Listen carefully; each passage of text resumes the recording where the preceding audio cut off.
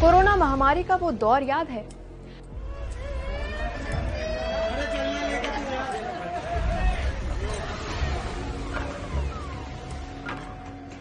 चीन से शुरू हुआ कोरोना पूरी दुनिया के लिए आफत बनकर आया था।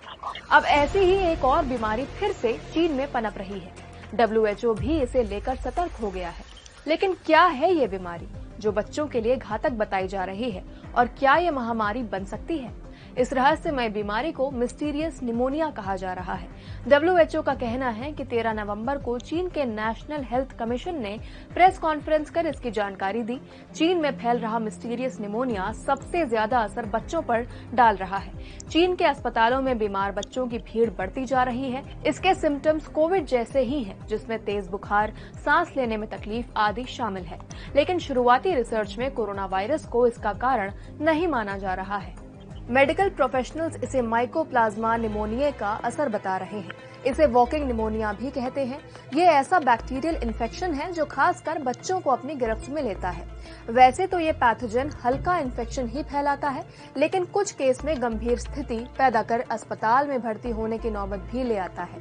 अब जानते हैं कि इस मिस्टीरियस निमोनिया पर WHO और चाइनीज अथॉरिटीज का क्या रुख है। WHO लगातार इस निमोनिया आउटब्रेक पर नजर बनाए हुए है। इसी सिलसिले में WHO ने चाइनीज अथॉरिटीज से इस बीमारी के बारे में डिटेल्ड इंफॉर्मेशन शेयर करने को कहा है।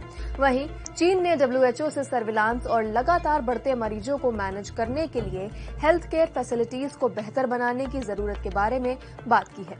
चीन का कहना है कि कोविड में लगाई गई बंदिशों को खत्म करने की वजह से ये ज्यादा तेजी से फैल रहा है।